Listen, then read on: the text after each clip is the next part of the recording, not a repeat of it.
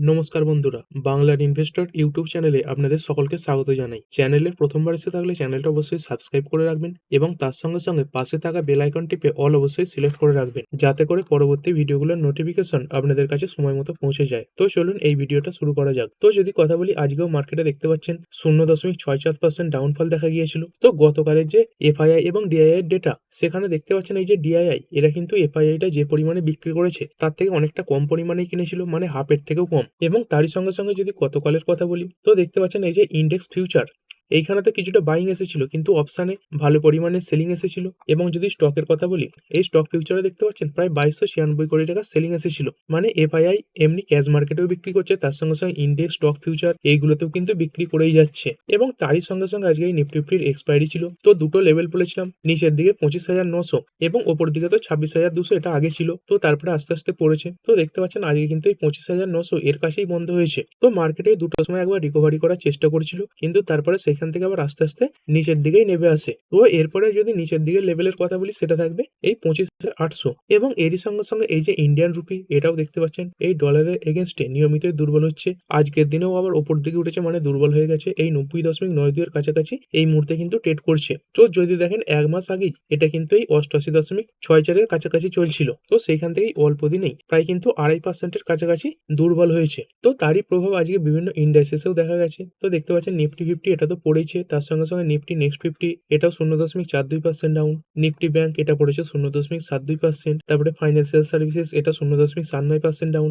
Mid cap select পড়েছে 0.38%। এরপরে Nifty 100, 200, 500 এইগুলো সব 0.60%-এর কাছাকাছি পড়া। মিড ক্যাপ 50, মিড ক্যাপ 100 এইগুলো সব 0.80%-এর কাছাকাছি পড়েছে। মানে নিফটি লার্জ ক্যাপ গুলোর তুলনায় এই যে মিড ক্যাপ, এগুলোতে একটু পতন বেশি। আর এই স্মল ক্যাপ গুলো কেমন পারফর্ম করেছে, তো দেখতে পাচ্ছেন এই স্মল ক্যাপ 50 এটা 0.78% ডাউন এবং এর সঙ্গে সঙ্গে এই স্মল ক্যাপ 100 এটা পড়ে গেছে 0.92%। তো প্রতিটা ইন্ডাস্ট্রিজেই আজকে কিন্তু এই ডাউনফলই দেখা যাচ্ছে। এবং যদি ওভারঅল মার্কেট ব্রিথের কথা বলি, তো দেখতে পাচ্ছেন 3,211 খানা স্টকের মধ্যে পড়েছে কতগুলো, 2,095 খানা, এবং সেখানে বেড়েছে 1,023 খানা। তো এখানে কিন্তু ডবলের থেকে বেশি শেয়ার পড়ার দিকেই দেখা যাচ্ছে। আর সেক্টর ওয়াইজ যদি কথা বলি, তো নিফটি অটো এটা 0.09% ডাউন। ফাইন্যান্সিয়াল সার্ভিসেস এটা 0.85% পড়েছে। এফএমসিজি এটা একদম ফ্ল্যাট পারফরমেন্স দেখিয়েছে, তবে অন্যান্য ইন্ডেক্সগুলোর তুলনায় ভালো পারফর্মিং করেছে, কারণ এই কোম্পানিগুলো বলছে জিএসটি রিফর্মের ফলে তাদের যে পরবর্তী কোয়ার্টারগুলোর নাম্বার সেগুলো ভালো আসবে। তারপরে নিফটি আইটি এটা 0.84% ডাউন হয়ে গেছে। মিডিয়া কিছুটা ভালো পারফর্ম করেছে 0.03%, মানে শুধু সবুজেই রয়েছে। তারপরে মেটাল এটা 0.84% ডাউন। ফার্মা পড়ে গেছে 0.56%। পিএসইউ ব্যাংক এটাও 0.89% ডাউন হয়েছে। প্রাইভেট ব্যাংক, রিয়েলটি, তো বেশিরভাগ সেক্টরই কিন্তু আজকে লালেই বন্ধ হয়েছে। তো সেরকমটা আজকে পোর্টফোলিওতেও দেখা গেছে, অনেকের পোর্টফোলিও আজকে লাল নিশানেই বন্ধ হয়েছে। এরপরে যদি মার্কেটের টপ গেনার এবং লুজার গুলোর কথা বলি, তো এই টিটিএমএল প্রায় 4%-এর কাছাকাছি বেড়েছে। তো কিছুদিন আগে একটা শার্প র্যালি দেখা গিয়েছিল এবং সেইখান থেকে যদি দেখেন প্রায় 9%-এর কাছাকাছি পড়েছিল এবং আজকের দিনে কিছুটা রিকভারি এসেছে। তারপরে প্রাইজ ইন্ডাস্ট্রিজ লিমিটেড গতকালও বেড়েছিল, আজকেও 2.5%-এর উপরে বাড়া। একসময় তো এই তেজি 6 থেকে 7%-এর কাছাকাছি ছিল, এবং যদি দেখেন এই 2 থেকে 3 দিনেই প্রায় কিন্তু 10%-এর উপরে বেড়েছে। তারপরে ফ্যাক্ট এটা 3.97% উপরে রয়েছে। এরপরে রিলায়েন্স ইনফ্রাস্ট্রাকচার এটা 5%-এর আপার সার্কিল লাগিয়েছে। আর যদি কথা বলি টাটা মোটরসের ব্যাপারে, মানে টাটা মোটরসের কমার্শিয়াল ভেহিকেল, তো এটা নিয়মিতই 52 উইকের হাই লাগাচ্ছে, আজকের দিনেও লাগিয়েছে এবং আজকের দিনে প্রায় 2.5%-এর উপরে বেড়েছে। তো প্যাসেঞ্জার ভেহিকেলের তুলনায় এই যে কমার্শিয়াল ভেহিকেলের শেয়ারটা, এটা কিন্তু ভালো পারফর্মিং করছে। এরপরে বেদান্ত লিমিটেড, তো এখানে দেখতে পাচ্ছেন শার্প র্যালি দেখা গেছে, তো নিচুর দিকেই চলছিল, একসময় কিন্তু প্রায় 5%-এর কাছাকাছি বেড়েছে হঠাৎ করেই। তো কি খবর আছে, তো এই কোম্পানির জন্য অনেক বড় পজিটিভ খবর আছে। তো এই কোম্পানিটা আগে এই যে ডিমার্জারের ব্যাপারে ঘোষণা করেছিল, তো শুধু সেই ডিমার্জারের ব্যাপারে ঘোষণা করলেই তো হবে না, বিভিন্ন যে সংস্থা রয়েছে তাদের থেকে অ্যাপ্রুভাল পেতে হবে। তো গভর্নমেন্ট কিন্তু এর অপোজ করছিল যাতে এই কোম্পানি ডিমার্জার না করতে পারে, এবং সেই নিয়ে এই যে এনসিএলটি এখানে কেসও চলছিল। তো দেখতে পাচ্ছেন সেই যে এনসিএলটি, এরা কিন্তু এই ডিমার্জারের যে প্ল্যান সেই ব্যাপারে অ্যাপ্রুভাল দিয়ে দিয়েছে। তো এর ফলে কি হবে, তো এই যে বেদান্ত এই যে কোম্পানিটা রয়েছে, এই কোম্পানিটা টোটাল 5টা ভাগে ভাগ হবে। তো একটা তো এন্টিটি রয়েছে এই বেদান্ত, এবং এর সঙ্গে সঙ্গে আরো 4খানা অতিরিক্ত এন্টিটি বাজারে লিস্ট হবে। তো কি কি সেই কোম্পানিগুলো, তো এখানে দেখতে পাচ্ছেন একটা রয়েছে বেদান্ত অ্যালুমিনিয়াম, এটা একটা বড় অ্যালুমিনিয়াম প্রডিউসার কোম্পানি। তার সঙ্গে সঙ্গে বেদান্ত অয়েল অ্যান্ড গ্যাস, এটাও একটা বড় ক্রুড অয়েল প্রডিউসার। তারপরে বেদান্ত পাওয়ার রয়েছে, এই কোম্পানিটা ওই পাওয়ার জেনারেট করে থাকে। তার সঙ্গে সঙ্গে একটা রয়েছে বেদান্ত আয়রন অ্যান্ড স্টিল, এবং আরেকটা তো মার্কেটে রয়েছে এই বেদান্ত লিমিটেড। তো এর ফলে কি হবে, এই ভ্যালু আনলকিং হবে এবং তার সঙ্গে সঙ্গে প্রতিটা কোম্পানিতে আলাদা আলাদা কিন্তু টপ অফিসিয়ালরা বসবেন। মানে ধরুন যারা এই বেদান্ত অ্যালুমিনিয়াম এই কোম্পানির টপ পদে থাকবেন তারা শুধুমাত্র এই যে বেদান্ত অ্যালুমিনিয়াম এর যে ব্যবসা সেটাই দেখবে। তার সঙ্গে সঙ্গে বেদান্ত পাওয়ার এর টপে যারা বসবেন তারা শুধুমাত্র এই কোম্পানির ব্যবসা দেখবে। মানে প্রতিটা সেগমেন্টে কোম্পানি তাদের যে বিজনেস সেটা ভালোভাবে এগিয়ে নিয়ে যেতে পারবে। তারপরে Triveni engineering and industries limited এটা 4% উপরে বেড়েছে।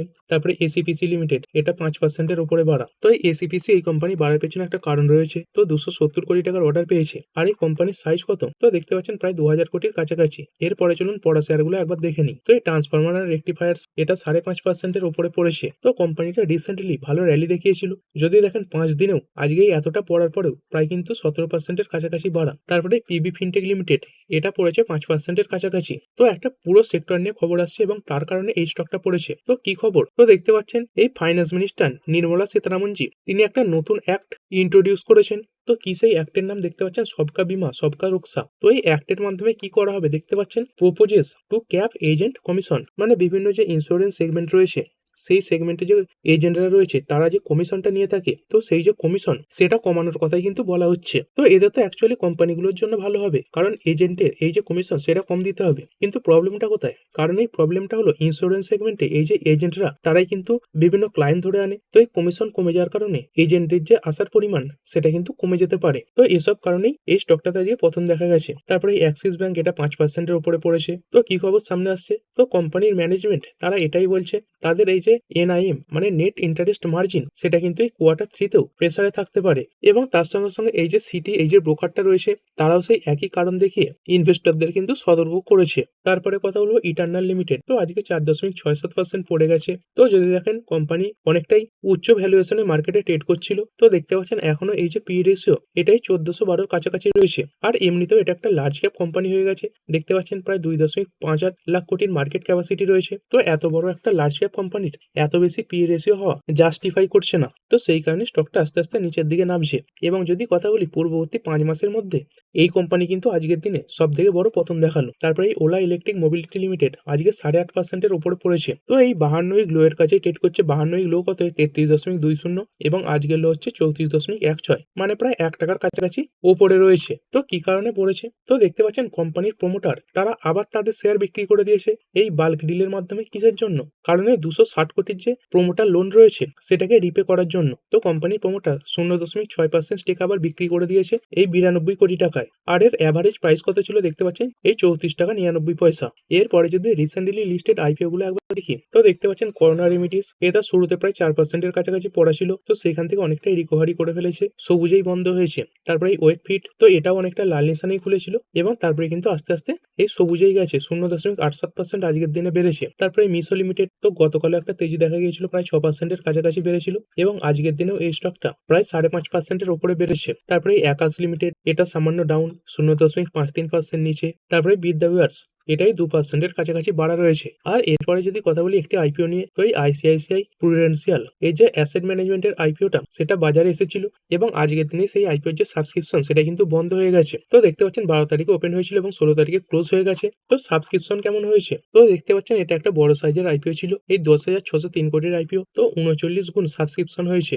তবে রিটেলদের যে সাবস্ক্রিপশন এটা খুবই কম, দেখতে পাচ্ছেন 2.53%। তো রিটেলদের খুব একটা আগ্রহ দেখা যায়নি, কিন্তু এই যে কিউআইবি এদের সাবস্ক্রিপশন অনেকটাই বেশি, এই 123 গুণ হয়েছে। তারপরে নন ইনস্টিটিউশনাল ইনভেস্টর এদের এই 22 গুণ হয়েছে এবং শেয়ার হোল্ডাররা এদের হয়েছে 9.75 গুণ। মানে রিটেলদের ইন্টারেস্ট অনেকটাই কিন্তু কম। এবং তার সঙ্গে সঙ্গে এই আইপিওর যে জিএমপি এটাও খুব একটা ভালো ছিল না। তো দেখতে পাচ্ছেন এই 11 তারিখ করে মানে যেই সময় করে এই আইপিওটা প্রথম বেড়ে আসে এই 5% 7% এরকম জিএমপি চলছিল, তবে আস্তে আস্তে কিছুটা বেড়েছে 13%-এর কাছাকাছি। তো এই জিএমপির কারণেই কিন্তু অনেকে এই আইপিওতে অ্যাপ্লাই করেননি। তবে লং টার্মের জন্য এই যে কোম্পানিটা এটা কিন্তু ভালো হতে পারে। তো লিস্ট হওয়ার দিনে অবশ্যই কিন্তু এই কোম্পানিটাকে নজরে রাখবেন। আর এরপরে যদি কথা বলি এই ট্রেড ডিলের ব্যাপারে তো এই ট্রেড ডিল সংক্রান্ত পজিটিভ তথ্যই সামনে আসছে। তো দেখতে পাচ্ছেন এই ইন্ডিয়া এবং US close to pact on extra tariff removal, মানে অতিরিক্ত যে 25% ট্যারিফ বসানো হয়েছিল তো সেই ট্যারিফ সরানোর দিকে ইন্ডিয়া এবং ইউএস কিন্তু অনেকটাই এগিয়ে এসেছে। এবং এর আগে ট্যারিফ নিয়ে সব থেকে বেশি প্রবলেম কিসে দেখা গিয়েছিল? তো এই এগ্রিকালচার সেক্টরে কিন্তু সবথেকে বেশি প্রবলেম দেখা গিয়েছিল, কারণ এই আমেরিকা ইন্ডিয়ার যে এগ্রিকালচার সেক্টর সেখানে ঢুকতে চাইছিল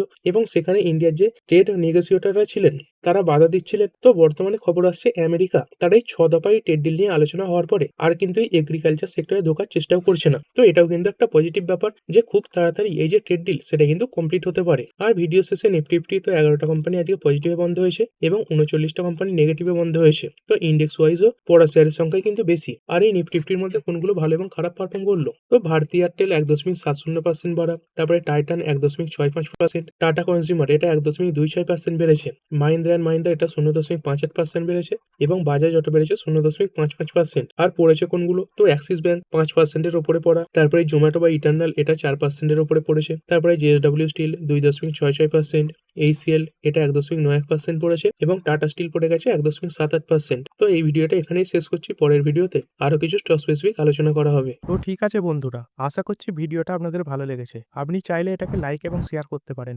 আর শেয়ার মার্কেট সংক্রান্ত ডেইলি নিউজ আপডেট পেতে চ্যানেলটা সাবস্ক্রাইব করে রাখবেন এবং পাশে থাকা বেল আইকনটি টিপে অল অবশ্যই সিলেক্ট করে রাখবেন, যাতে পরবর্তী ভিডিওর নোটিফিকেশন আপনার কাছে সময় মতো পৌঁছে যায়। আর হ্যাঁ, ভিডিওটি শুধুমাত্র ইনফরমেশন এবং এডুকেশনাল পারপাসের জন্য বানানো হয়েছে। আমি সেবি রেজিস্টার্ড নই, তাই কোনো প্রকার শেয়ারে কোনো প্রকার বাই, সেল, হোল্ড বা অ্যাভারেজ করার কোনো সিদ্ধান্ত নেওয়ার আগে আপনার যে ফাইন্যান্সিয়াল অ্যাডভাইজার আছে তার সঙ্গে অবশ্যই আলোচনা করবেন। দেখা হচ্ছে পরের ভিডিওতে। ধন্যবাদ।